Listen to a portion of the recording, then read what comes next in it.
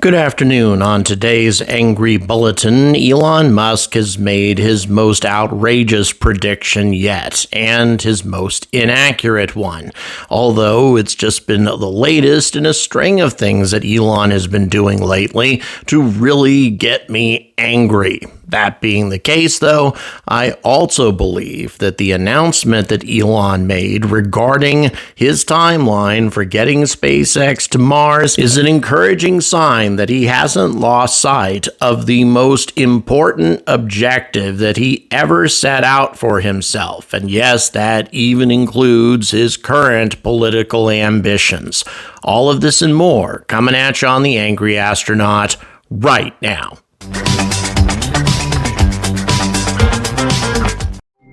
Good afternoon, spaceflight fans. Do you remember this animation? Because if you're a recent Elon Musk fan, you may not actually be that familiar with it. This is what Starship looked like during its original inception, the original idea behind this spacecraft, manufactured out of carbon fiber or other high-tech space-age materials in order to keep weight to a minimum. The idea of installing lots of Raptor engines was definitely there. Oh yeah, and also let's go ahead and launch it from Cape Canaveral, not from Boca Chica. But apart from that, a lot of the other details are going to be relatively familiar, although the shape of the orbiter may seem a bit strange to you, and that's because it had landing legs included as part of the design. Indeed, both parts of this rocket had landing legs included as part of the design, but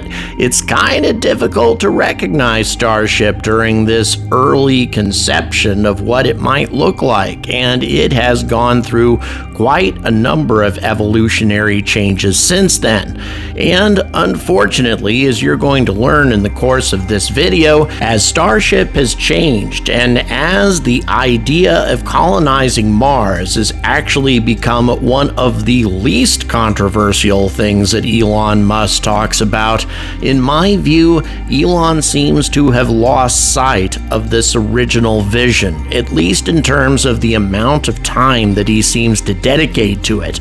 And that's very apparent if you check his recent posts on X. He made one post about his long-term plans with Starship and the colonization of Mars, and since that time, he's made 13 political posts attacking Biden, attacking Vice President Harris, supporting President Trump, supporting the right to bear arms. And even if you agree with all of this, and by the way, I'm not saying that I disagree with all of these opinions at all, I'm simply saying that Elon Musk sounds a whole lot more like a right-wing talk show host than a visionary looking to colonize another planet. Indeed, he has alienated so many of his former fans that the only people who would really sign up to be on an Elon Musk colony these days would be U.S. Trump supporters. And even if you think that that's your idea of heaven, and again, I'm not saying that I would find such a place to be horribly intolerable or anything like that, but what I do say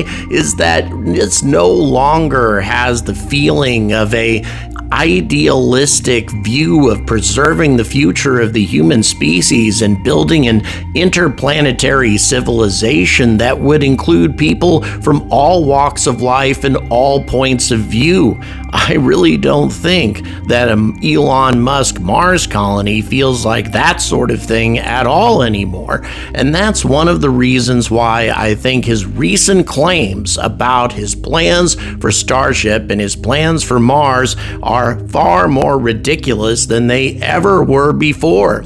For those of you who are unfamiliar with what Elon Musk recently claimed, is that Starship is going to be making the journey from Earth to Mars in 2 years. The next time we have a conjunction between the two planets, that's when we're going to take advantage of the opportunity to send the first uncrewed starships to Mars. And by the way, the exact quote is starships, not starships, so that means we're looking at a minimum of 2 uncrewed starships heading to Mars at this time, in advance of a crewed flight to Mars, which could take place 2 years after that, assuming that the uncrewed uncrewed missions are actually successful.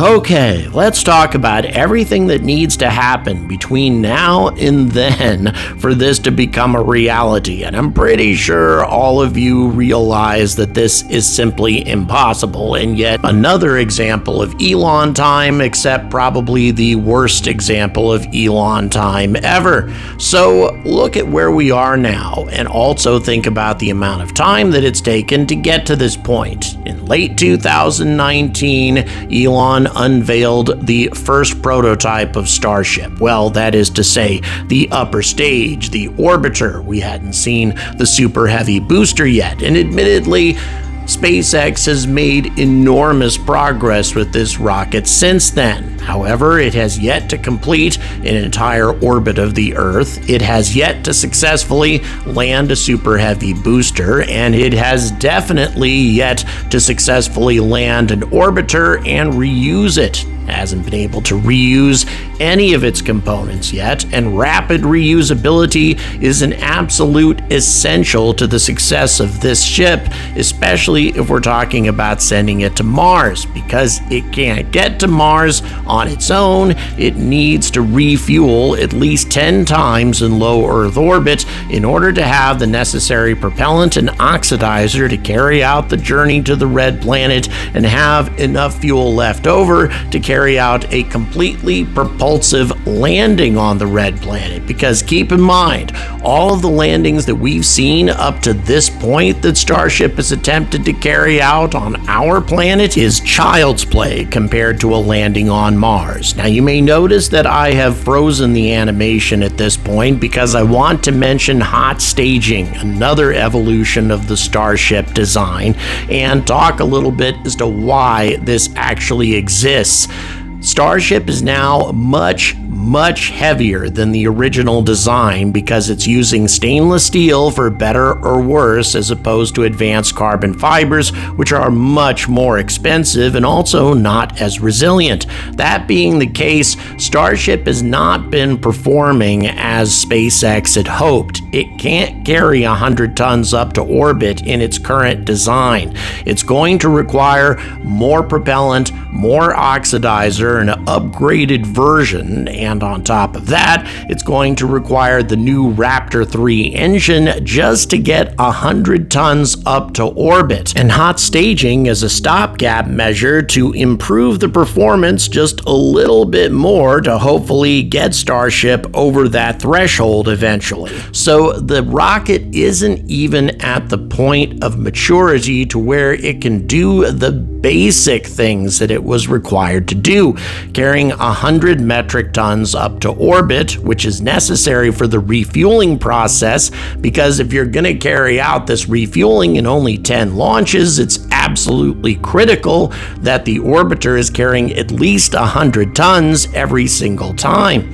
So we are nowhere near to Starship being a mature design as far as a rocket is concerned, let alone the refueling process. You may notice that I've frozen the animation again because this is probably going to be the most challenging barrier between where Starship is now and actually getting Starship to Mars long term. And there's something else you need to keep in mind. SpaceX is contractually obligated to get a Starship with human passengers in tow down to the surface of the moon sometime by the end of 2026. In other words, 2 years from now. Of course, we've all kind of admitted that that's not really going to happen, but nevertheless, SpaceX needs to work as if their contractual obligations were still valid. That means they need to carry out an unmanned test of lunar Starship, plus take astronauts down to the surface of the moon. This requires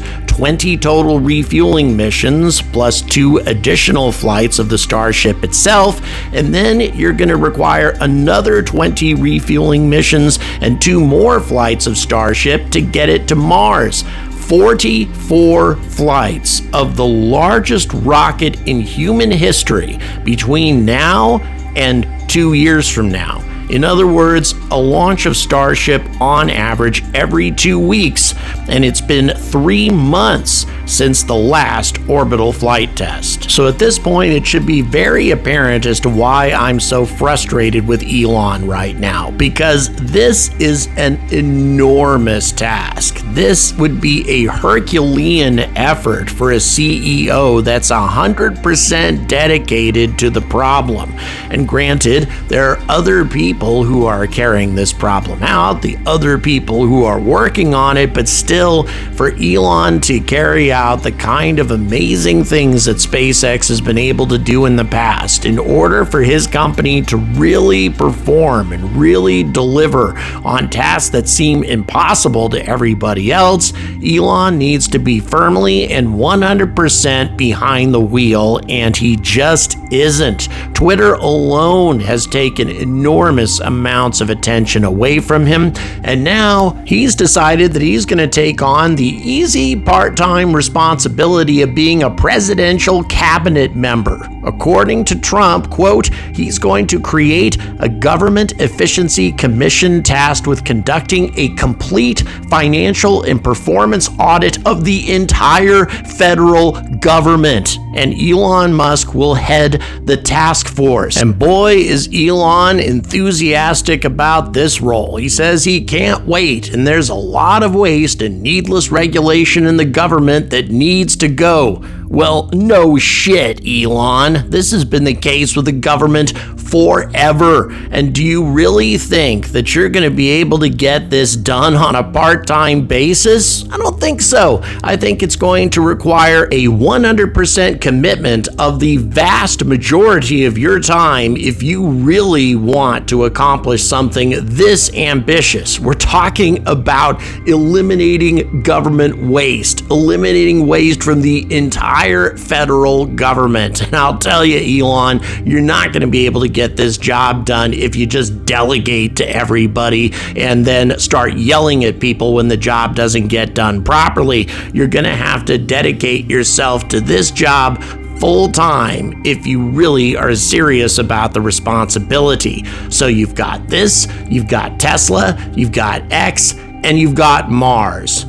Where does Mars fall in your order of priorities now? Does it even really exist? Or is it something that you talk about in the occasional tweet sandwiched in between your dozens of political posts attacking not only the people you don't like in the United States, but also people you don't like in Brazil, people you don't like in Great Britain, people you don't like in Venezuela? I mean, Elon, you're all over the place right now, and you're never ever going to get to Mars if you keep this up. Not only that, really rolling the dice in a huge way as far as your politics are concerned at the moment, because Harris doesn't strike me as being somebody who doesn't hold a grudge any more than Trump does. If she ends up winning this thing, I think you're going to have a hard time ever lifting off from Boca Chica ever again. I think getting an FAA launch license will be about as easy as pulling the tooth on a great white shark while it's chewing on your head. And incidentally, I really hate talking about politics on this channel at all. But Elon, you've given me little choice. You've become such a political animal yourself lately. I mean, you are so enormously engaged in politics that it's impossible to talk about you without talking about your politics anymore. It's all you ever talk about. And frankly, I'm getting a little sick of it. And I don't think I'm the only one. You have, in my opinion, a much higher purpose in life, a much more admirable objective than getting anybody elected. I don't care who it is. But you have given me one tiny glimmer of hope. The fact that you made this post on X at all, the fact that you set such a lofty and frankly unachievable goal for your company and for the people who work for you encourages me and makes me think that perhaps you haven't completely forgotten about Mars. Even though your recent decisions make it virtually impossible for you to stay focused on this incredibly difficult objective, at least you don't seem to have forgotten it. And honestly, given some of the quotes that I've seen from you and some of the things that you have allegedly said, I believe that one of the few things you actually fear is the idea of not getting to Mars, of failing to land human beings on the red planet before you actually leave this world. I think there's a real possibility of that happening. And if you think I'm exaggerating, let's take one more look at this footage that we watched at the beginning of the video. When this came out and you made your presentation about getting human beings to Mars using Starship, your original targeted dates for putting an unmanned Starship on the surface of Mars was 2022, and human beings, 2024. Obviously, that was never possible, and especially not given the progress that Starship has been making lately. And if you want this to ever become a reality, instead of just a date that nobody ever takes seriously, then I strongly recommend that getting human beings to Mars become at the very worst a number 2 priority for you, if not number 1. And regardless of who gets elected, don't take on a cabinet position. You either will fail because you can't dedicate enough time to it, or everything else that you care so much about is going to fade into the background as you become consumed by government and politics. It's been bad enough as it is for you. And let me tell you something, the more somebody becomes engaged in politics, the more they lose sight of their original ideals. I don't care who it is, that's the way it always goes. And if you don't want that to happen to you, then maybe you might want to consider focusing a little bit more on Mars and a little less on these distasteful things that ruin so many people. Thank you very much for watching, and thank you, Richard Fox, for becoming my latest Patreon supporter. Thank you so much for your support, and if you'd like to join Richard and the other folks who have been signing on as Patreon supporters this month, all the details are in the description. Please don't forget to like and subscribe, and as always, stay angry about space.